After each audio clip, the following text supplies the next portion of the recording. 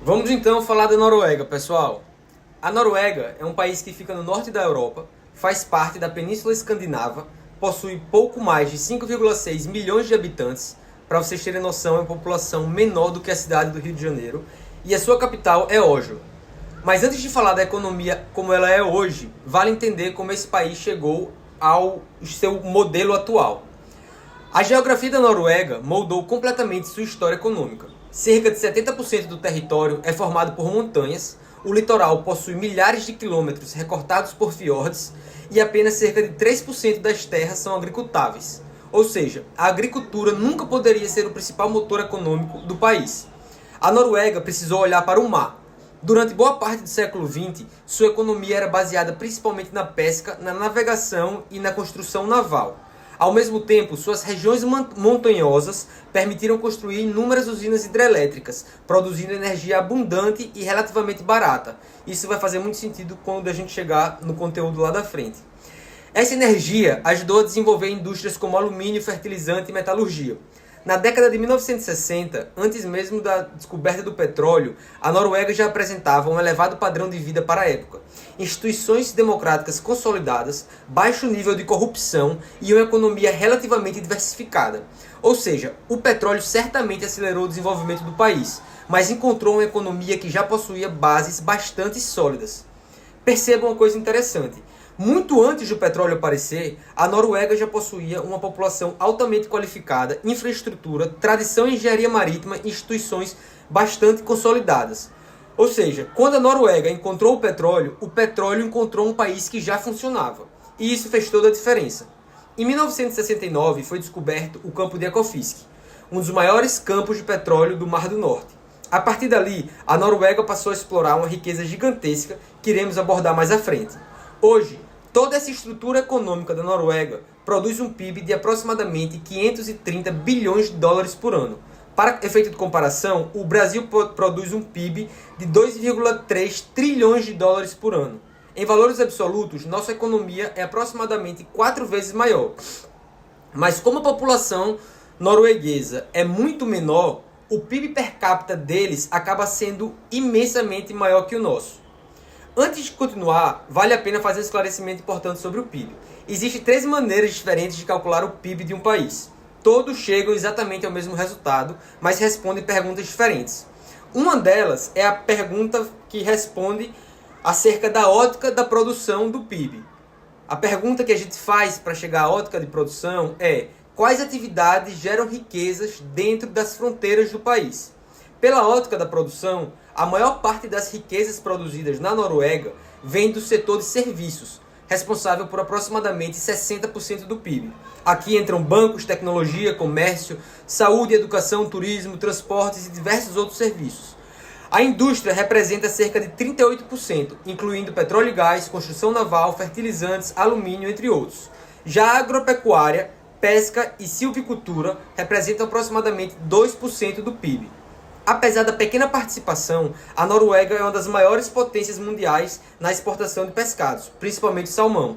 Não é à toa que a gente viu que eles levaram toneladas de salmão da Noruega para a Copa do Mundo nos Estados Unidos.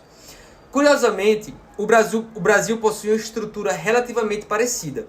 Também pela ótica da produção, nosso PIB é formado majoritariamente por serviços, seguido de indústria e, por último, pela agropecuária.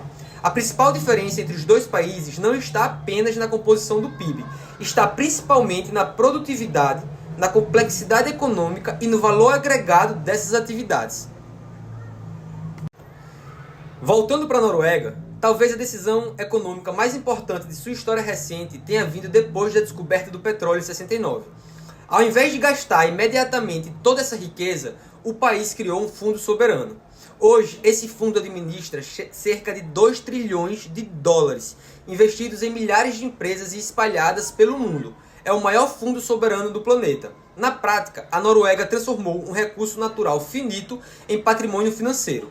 No entanto, existe um detalhe muito interessante.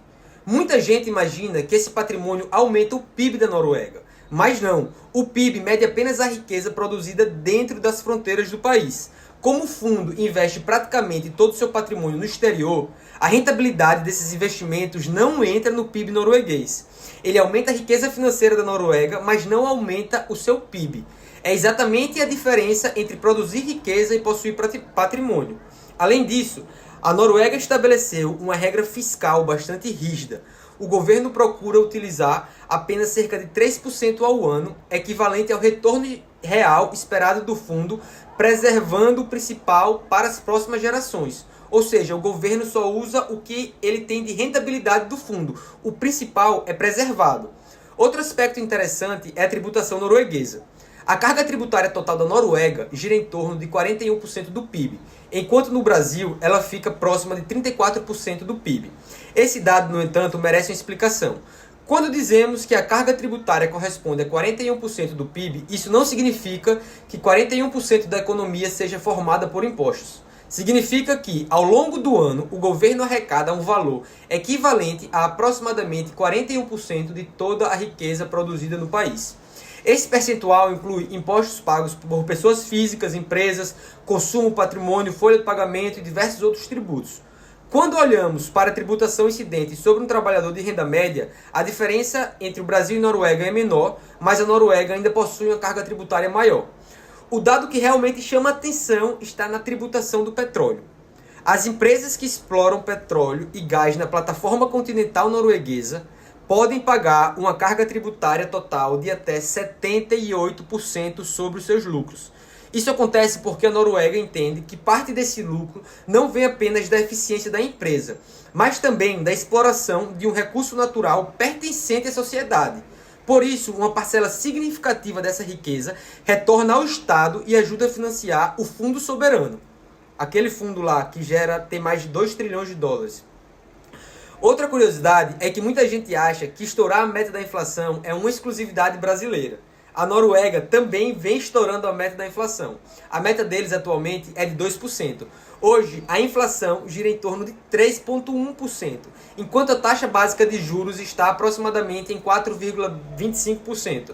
Ou seja, um juros real de mais ou menos pouco mais de 1% frente aos 10% de juros real que tem no Brasil. Aproximadamente 10%. A diferença é que o país combina política monetária, responsabilidade fiscal e uma estratégia de longo prazo para administrar suas riquezas. Obviamente, falando da Noruega. No fim das contas, analisar a economia da Noruega não é estudar apenas um país rico. É entender como geografia, instituições, educação, política fiscal e gestão patrimonial podem transformar o recurso natural em desenvolvimento perene de longo prazo. Recursos naturais muitos países têm. A grande diferença talvez tenha sido quando a Noruega encontrou o petróleo também encontrou um país que estava preparado para lidar com tamanha riqueza.